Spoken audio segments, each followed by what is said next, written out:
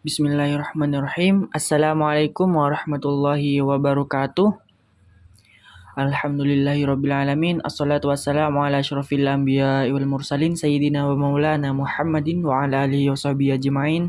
Amma ba'du. Yang terhormat dosen Bapak Bahrul Munib SI MPDI. Perkenalkan, nama saya Muhammad Mahfid Habibullah. Saya dengan NIM akhir 231101010046. Baik, untuk kesempatan kali ini saya ingin mempresentasikan makalah saya dengan judul Prinsip-prinsip dan faktor yang mempengaruhi belajar. Nah, dari kata belajar sendiri, belajar itu merupakan proses panjang hayat yang dialami oleh setiap individu. Artinya belajar itu sangat penting.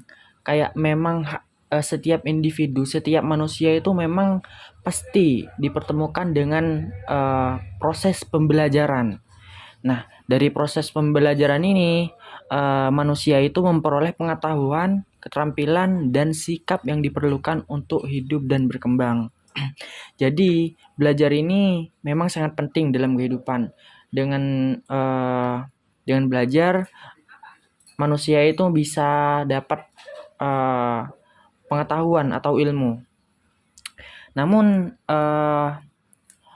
keberhasilan belajar itu tidak hanya bergantung pada keinginan individu, melainkan harus memahami prinsip-prinsip belajar yang membantu setiap individu dan pendidik. Nah, dari faktor-faktor itu kita itu bisa mengetahui atau mengenali faktor-faktor yang mempengaruhi cara belajar kita, maupun itu individu atau pendidik. Nah, selanjutnya faktor-faktor eksternal seperti lingkungan belajar itu harus didukung sosial dapat mengoptimalkan untuk menciptakan suasana belajar yang mendukung. Artinya itu dalam proses pembelajaran itu kita itu dibutuhkan proses atau dukungan lingkungan yang sekiranya dapat kita maksimalkan cara belajar kita. Artinya dengan lingkungan yang enak, cara belajar kita tuh juga maksimal. Nah, seperti itu. Jadi belajar kita ketika kita sebenarnya belajar itu tidak sembarangan kita belajar dan belajar, enggak. Tapi dari belajar itu kita harus memperhatikan situasi atau lingkungan yang kita ingin tempati. Artinya ketika kita bisa melihat situasi atau tempat yang ingin kita tempati untuk belajar itu, dari itu kita bisa lebih efektif atau efisien atau menyenangkan, sehingga pada akhirnya dapat mencapai tujuan pembelajaran secara optimal. Nah, jadi seperti itu. Untuk yang selanjutnya yaitu prinsip-prinsip pembelajaran dapat mempengaruhi proses belajar dan mengajar. Nah, berbicara tentang prinsip-prinsip belajar, di sini tuh saya menurut oleh para ahli yang memiliki persamaan dan perbedaan, dari prinsip tersebut itu terdapat beberapa prinsip yang relatif untuk digunakan sebagai dasar dalam proses pembelajaran, baik pendidikan maupun peserta didik dalam meningkatkan kualitas proses pembelajaran. Dengan demikian, pendidikan itu nanti terencana untuk membimbing dan mengembangkan kemampuan jasmani dan rohani yang diberikan oleh para orang dewasa kepada peserta didik, atau dari guru diberikan ke peserta didiknya. Nah, untuk itu, untuk mencapai kedewasaannya itu atau tujuannya itu, peserta didik itu dapat melaksanakan tugas hidupnya secara mandiri dan mengenal kata pembelajaran sendiri itu adalah proses interaksi antara siswa dan guru yang melaksanakan rencana atau kegiatan yang akan dilakukan untuk membantu siswa dalam belajar atau menguasai materi pembelajaran melalui penelitian atau prinsip-prinsip yang dimaksud. Prinsip-prinsip yang dimaksud di sini itu ada beberapa macam ya. Di antaranya itu kekuatan atau konsentrasi dan motivasi. Yang kedua itu ada proses pengembangan siswa.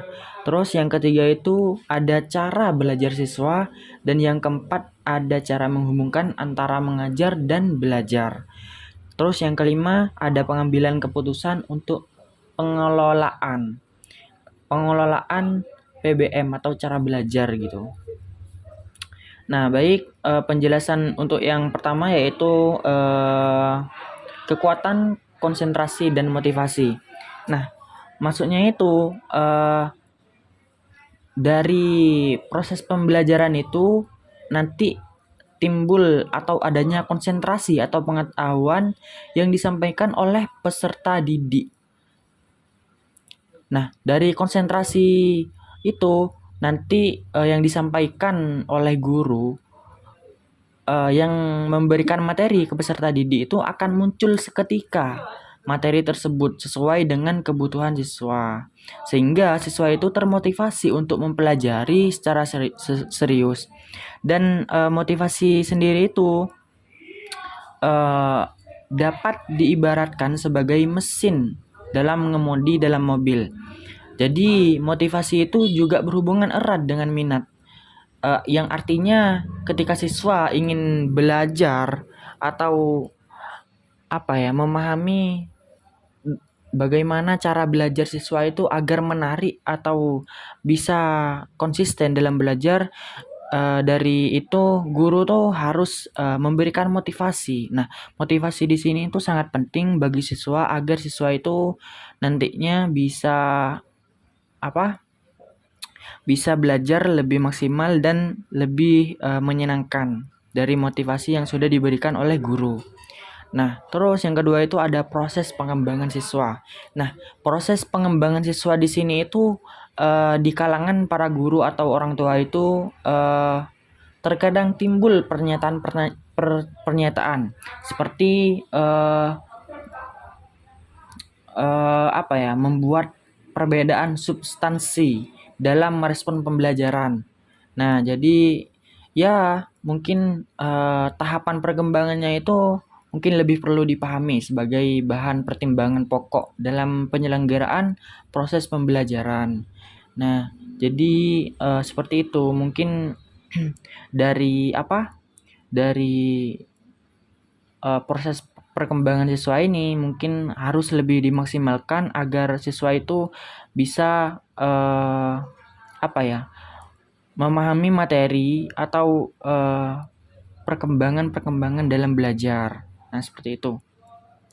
Terus yang ketiga itu ada cara belajar siswa. Nah, cara belajar siswa di sini itu yang dimana siswa itu harus harus ada proses pendidikan secara langsung atau harus didampingi atau diajarin secara langsung oleh guru. Artinya pengetahuan yang diberikan oleh guru itu bisa langsung langsung dimengerti oleh siswa. Nah, jadi seperti itu. Nah, di sini itu ada pokok mengenai proses pembelajaran siswa itu meliputi arti penting belajar, terus teori-teori belajar, hubungan belajar dengan teori dan pengetahuan, dan yang keempat itu ada fase-fase yang dilalui siswa dalam peristiwa belajar. Nah, jadi dari 4 proses belajar mengajar ini harus dibimbing langsung oleh guru atau dipraktekkan atau diajarkan secara langsung oleh guru. Nah, jadi seperti itu. Nah, yang keempat itu ada cara menghubungkan antara mengajar dengan belajar. Secara tingkatan, mengajar itu adalah kegiatan untuk menyampaikan materi pembelajaran, yang artinya melatih keterampilan dan menanamkan nilai moral yang terkandung dalam materi pembelajaran. Jadi, agar kegiatan mengajar siswa itu dapat diterima oleh para siswa, ya guru perlu berusaha untuk membangkitkan gairah dan minat belajar mereka gitu.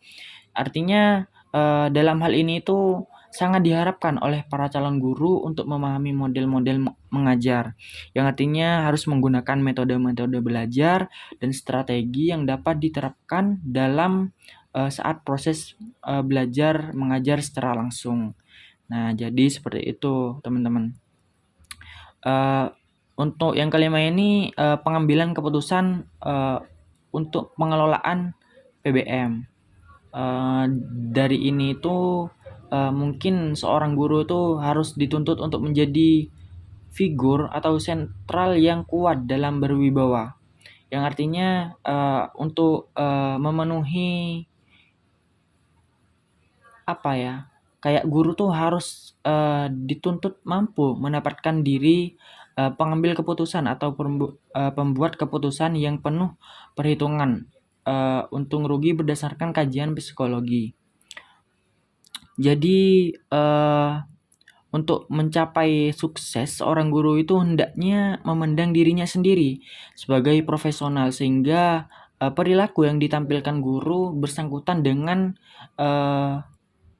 terarah sesuai dengan karakteristik seorang guru profesional. Nah, di sini ada ada hambatan-hambatan pengambilan keputusan yang dialami seorang guru. Di antaranya itu yang pertama ada kurangnya kesadaran guru terhadap masalah-masalah belajar yang mungkin sedang dihadapi oleh para siswa. Nah, yang kedua ada kesetiaan terhadap gagasan lama yang sebenarnya sudah diberlakukan lagi atau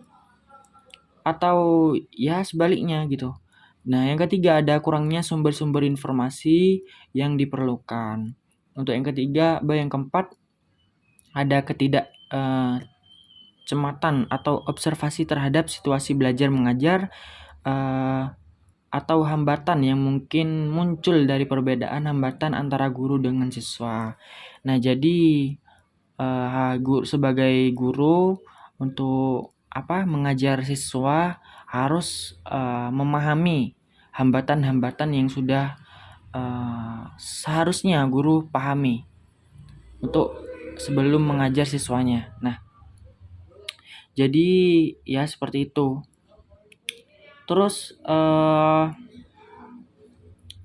untuk poin yang B itu, nah di sini itu ada faktor-faktor yang berperan penting dan ada pengaruhnya. Nah, ya maksudnya dari faktor-faktor yang berperan penting itu di antaranya itu dalam semisal dalam lingkungan sekolah itu harus mempunyai peran penting terhadap motivasi belajar siswa di sekolah atau situasi lingkungan sekolah yang berimplikasi terhadap tujuan pembelajaran yang ingin dicapai.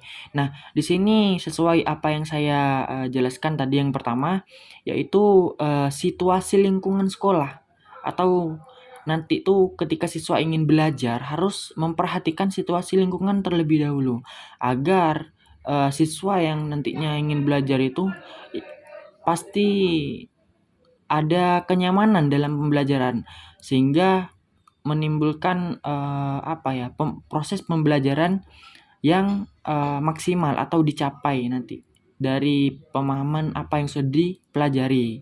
Nah, jadi seperti itu. Di sini itu juga ada faktor-faktor yang mempengaruhi perkembangan. Ini dari hereditas, terus yang kedua itu ada dari lingkungan, yang ketiga itu dari kematangan. Dari hereditas sendiri itu sebagai totalitas karakteristik individu yang diwariskan orang tua kepada anak. Nah, jadi potensi anak itu tergantung dari orang tuanya nanti. Nah, apa ya, dari pemikiran atau dari pengertiannya, dari sikap tuh bisa, diturunkan dari orang tua sehingga, eee, anak itu karakteristiknya itu turun atau hampir sama dengan apa yang dimiliki orang tua. Nah, seperti itu. Yang kedua itu dari lingkungan. Ya seperti apa yang saya jelaskan tadi, lingkungan itu sangat berpengaruh dalam proses pembelajaran.